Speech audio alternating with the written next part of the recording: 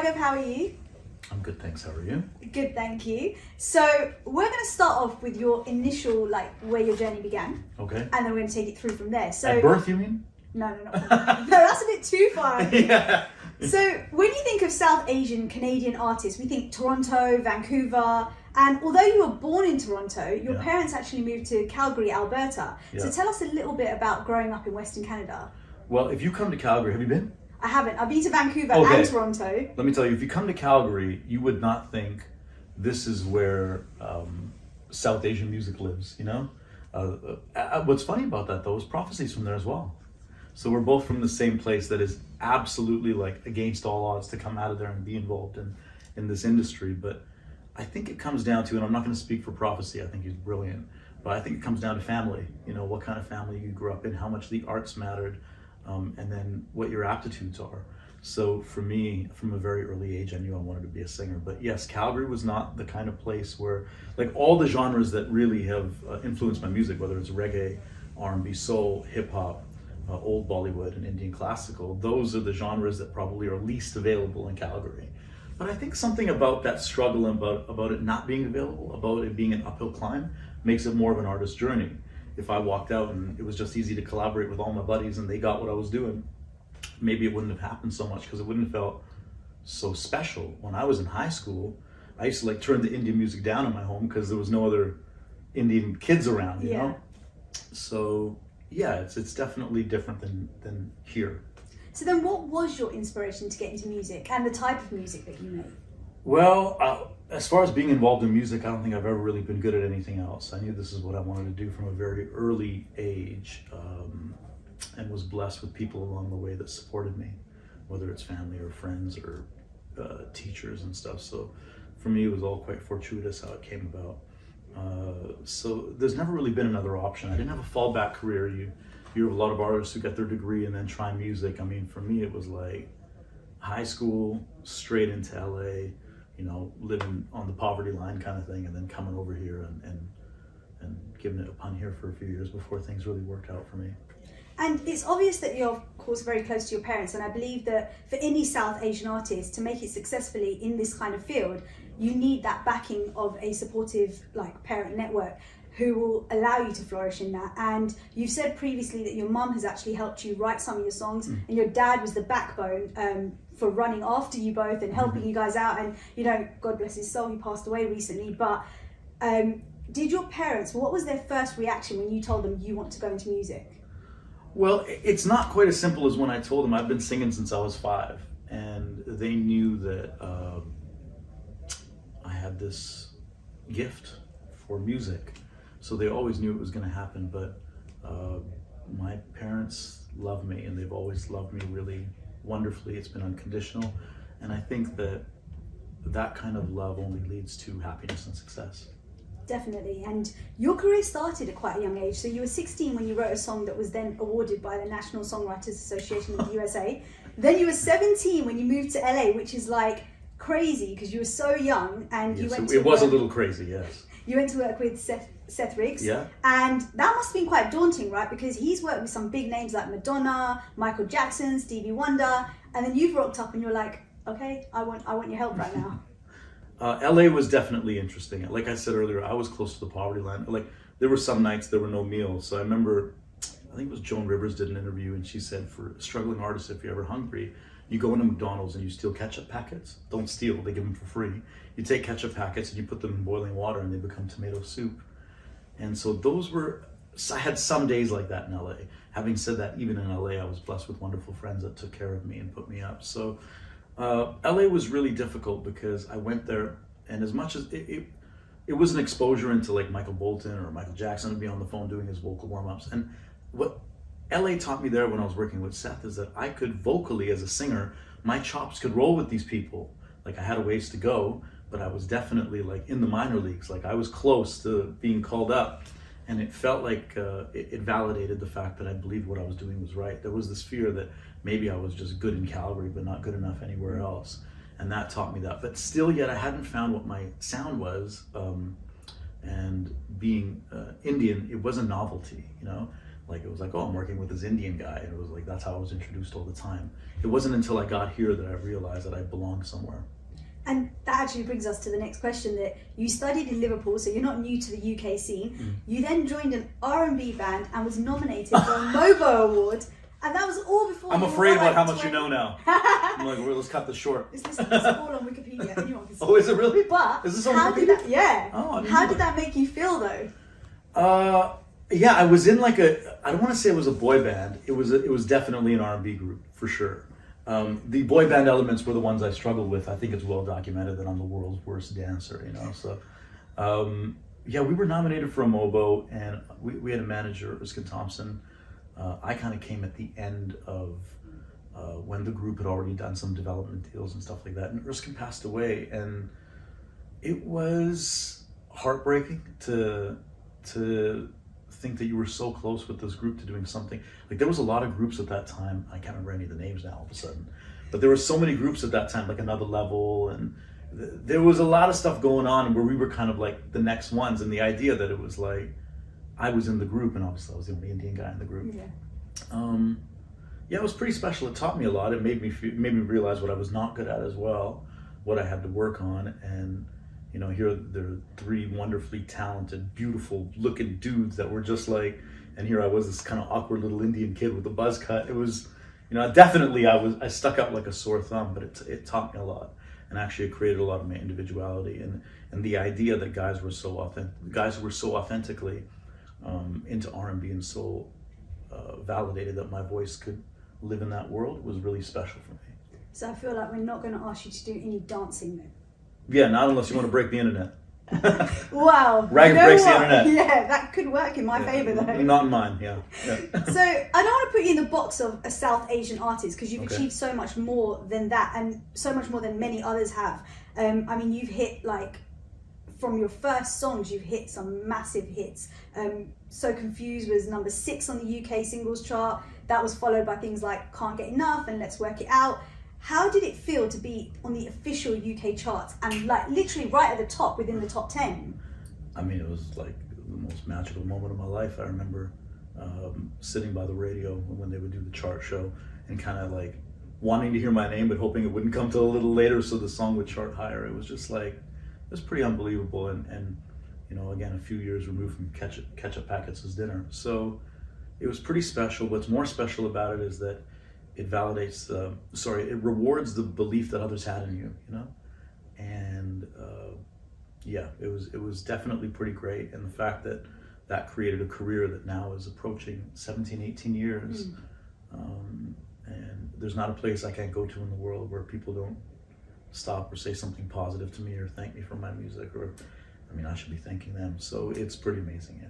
It must be great to know that you broke some barriers at that time, because now it's kind of almost cool to be Asian. But at the time that you're talking about, it was still, in the musical world, still something that wasn't right there in the UK charts, right? It's only easy for me to talk about it in retrospect. I mean, at the time, I did feel a bit naked out there, because I felt like Jay and I were the only ones that were, you know, doing Nickelodeon or Disney or whatever was happening at the moment. It did feel a bit strange. And looking back now, there were some parts that we were treated, I shouldn't speak for him, where I was treated like a novelty. And you kind of adopt that. But actually, the best way to put it is you can't see the label when you're in the jar. You need some time away to be able to look back and see what impact it's had on you and what impact you had on it.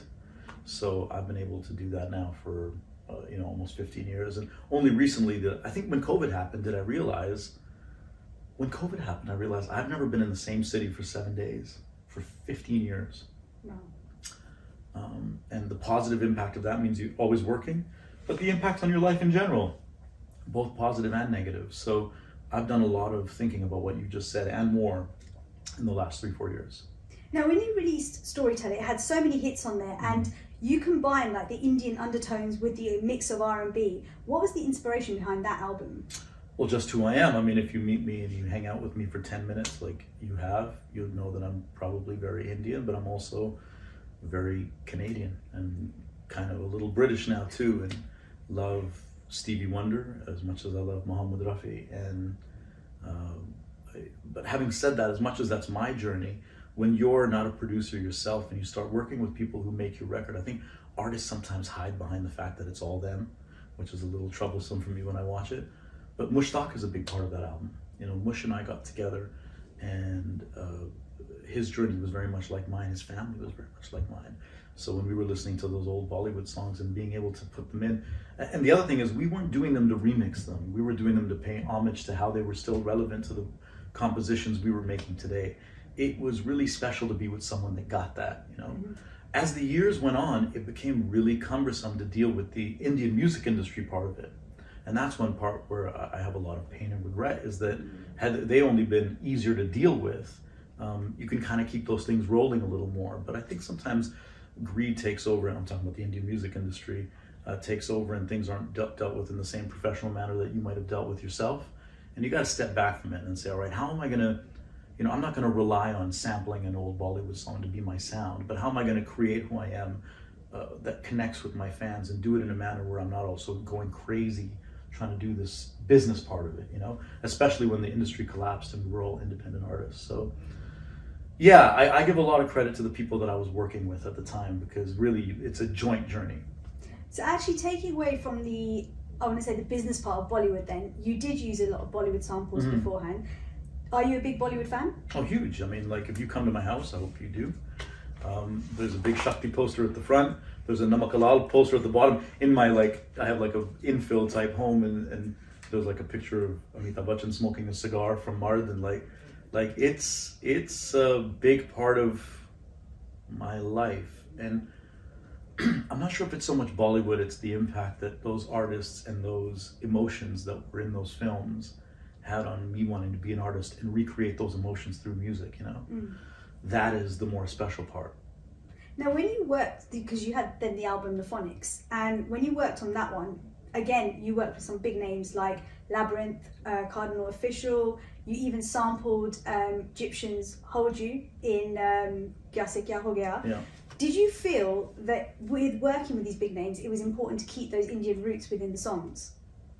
Yeah, but I was really struggling at that point in my life personally, like with trying to navigate everything in my life, like doing this independently. And I was signed to a wonderful label in Canada that as wonderful as they weren't connected to necessarily my fan base, but I was also trying to do right by them. I was then doing stuff with A.R. Rahman. It was a really strange time in my life. And actually, when I listen back to The Phoenix or Identity, I'm really proud of the albums, but yes, it was very hard. You know, when you have a label doing it for you in the beginning, it's really simple to navigate how to be a star. There's a billboard up and you're on top of the pops, and you got hits and you're on the radio. Yeah. But when you have to navigate it yourself with your own equity, your own money, and all of a sudden you're not the fresh thing on the block anymore, that was a really difficult time dealing with both the idea that I felt I wasn't getting the right platform for my music and not sure how to create it.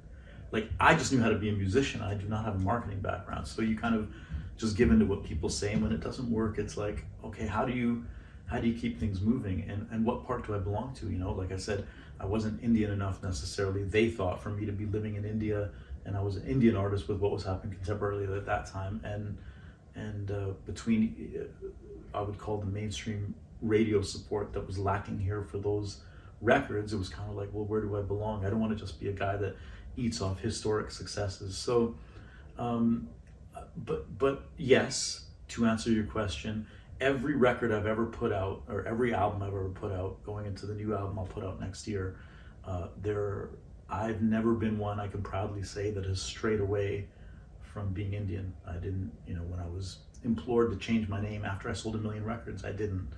And I think I've paid a price for that, but I'm also proud of it. That's definitely something, a massive achievement. And up until this point, you hadn't actually ventured into Bollywood apart from using the samples and stuff. Then you got a phone call from A.R. Rahman, right? And you got to sing for Shah Rukh Khan in Jab Tak Hai Jaan. How did that journey come about? A.R. was just introduced to my music. He obviously knew it from before, and he just called me, and you know, he's the kind of guy that wants to hear new things, and he's on a different plane than the rest of us. Like, I'm a very hardworking, very committed musician, but I'm not in his universe. And so to be able to work with someone at that point in my life, like I said, it was a bit of a difficult time in my life for a multitude of reasons. To be able to see someone who is the best. There is no peer for him. That helped me get back on my feet in many ways. So Jab Tak Hai Jaan was great, the song was great. Unfortunately, it was the last film that Yash Johar made because he passed away. Yeah. So again, it wasn't like we were out there promoting the record because he just passed away. We had some tact about it, you know? But that song has really kind of lived. You know, when I perform it now, people know every word and stuff. So it's pretty impressive. I talked to AR last month, and I hope to work with him again fairly soon. But we did a lot of other work in between in those years that never came out for a multitude of reasons. But he's more than the song, or what the song has done for me. The friendship and the mentorship has done way more for me. And you recently partnered with the streaming platform Jio Saavn. Mm-hmm. How do you think the world of streaming has changed the way music is being heard, and do you think it's better? Oh, well, I'm probably the wrong guy to ask about that, because I probably had the last bit of real support. You know, that 04 to 08 was the last bit where people supported. I was doing signings at HMV, you know, physical copies of records and stuff. So I might have a skewed version of that. I think streaming does a lot. Let's face it, the reality is 99.5% of people that put out records don't get more than 100 streams or sell one unit on iTunes. So though there are cracks that independent records can fall through and you get a little Nas X or something that kind of blows up and becomes something, it's still very hard. The gatekeepers have just moved to different doors. But for me, it's wonderful because people get to relive the music over and over and over and over and over again, and I get to benefit from that. So to be able to reach your demographic directly is pretty great. And in your view, the introduction of social media, do you think it's easier or harder to get your music out now? Well, it's easier to get music out because you don't, anyone can get a distributor. It costs $10 to get a distributor. So it's easier. Whether it does justice to the art is something we probably won't be able to tell for 20 years, you know?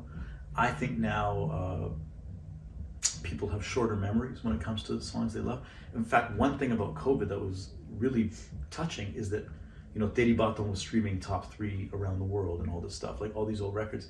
And I think it's because people were harkening back to a time when you had to earn music. You know, it didn't just come as something you can throw away in a week. So we'll see whether that access is beneficial for the art or not beneficial, I think, in like 20 years. But it'll take some time to suss that. And I'm not smart enough to give you an answer on that.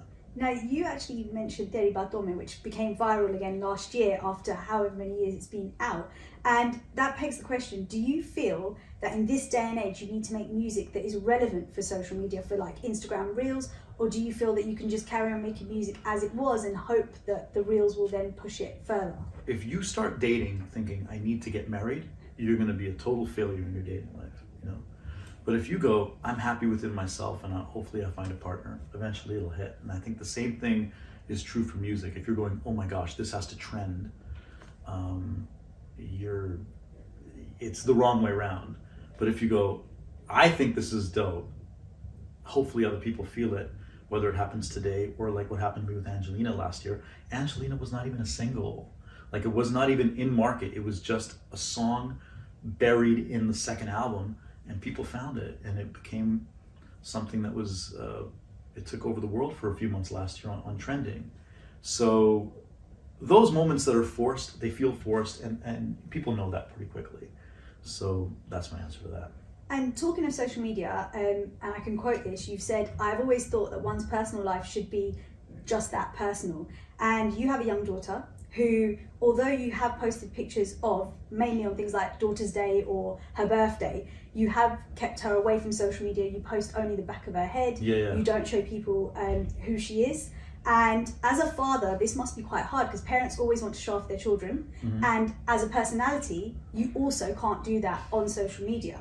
So is that something that you find quite difficult to deal with? I'm not rolling around like Robbie Williams or Michael Jackson or anything like that. I don't want to pretend that I'm such a big star that if I post a picture of my daughter, it could negatively impact her life. But I'm well known enough that it might. So what's the point? Why take that risk?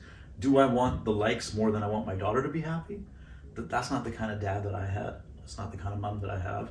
And it's not the kind of dad I want to be. And what advice would you give an upcoming singer looking to pursue the same dream as you now? Well, be great. Be really good at it. Love what you do and concentrate on your art. And those guys don't need my advice. They know more than we know. And that's the beauty of how art gets changed and how it gets created over time. I need their counsel on some things, to be quite honest, you know? But what I know for sure is that the music, you know, if you find your lane, I think, and I'm not saying this to be egotistical, I think I'm in a lane that is so unique unto me that today people can hear 10 seconds of my next album and they'll know this is a Raghav record. I'm really proud of that, you know? Whatever the depth that goes to in terms of success, I think people, when they hear the new record, will go, that's Raghav. That is nobody else. It's not any one of his contemporaries, any one of his peers, any one of the many imitators, a Bollywood song trying to pretend to be him. This is him. And I think that if 20 years on you can create that for yourself, that's pretty special. I'm proud of that. Now, talking of that next album, you said it's coming out next year, Yeah. but you did earlier tell me that it's already ready. It's ready, yeah. So can you tell us anything about it? Who's working with you on it or anything like that?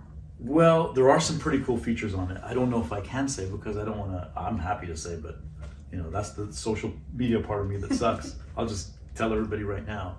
So there's some very cool features. One thing that's special is Mushtaq has worked on this album as well, and he did Storyteller with me. So the idea that these two records, this one and the first one, are linked is very true, and you'll hear that. And that wouldn't have happened if it weren't for COVID. The idea of getting perspective, staying at home, and not looking to move one step ahead, but more to say, how do you make history again? And I think with this record, we have a chance to do that. I think for a lot of artists, COVID brought that about, didn't it? It gave you that chance to take a step back and actually reevaluate where you were, rather than just having to keep on chasing and running forward. It's so funny, and this is going to sound like a humble brag, but it's not. But all my plaques were sitting in bubble wrap for 20 years. I never had a chance. I did have a chance. Maybe I didn't avail of it very well to sit back and celebrate what I was doing, because you wake up every morning feeling like you're a success or you're a failure. And it's like that for 17, 15 years. And during COVID, I just got to feel like a human being, you know? And I just stayed at home, and it was really, really, really great. And spend time with my daughter, and now knowing I got to spend those, you know, some extra time with my dad in those last few years. So I'm excited about getting going next year. The record was, had my dad not passed, the record would have already been out. So we're going to push it back to Jan, Feb next year. But it feels really special. I think I'm just going to take the next months to just kind of recuperate. My mind and body have been through a lot in the last month, and then hopefully give you guys something that you can talk about for another 20 years. Definitely, we're looking forward to it for sure. Thank you. Now, I'm not going to ask you to sing because I know you're not feeling too well. Oh, that's okay. But, well, if you're going to say yeah, then I'm going to say yeah. No. I mean, whatever you want. Go ahead. But you pick the song. I don't mind which one. Oh, so you did ask me to sing. Oh, yeah. ओ तेरी आँखों में इकरार की बातों में भीगी भीगी रातों में मुझको है खो जाना हो तेरी बातों में ऐसा उलझा जिया बैठे ही बैठे मैंने दिल खो दिया हो. Amazing. Thank you so much for joining us on Lyca Radio. Thanks very much.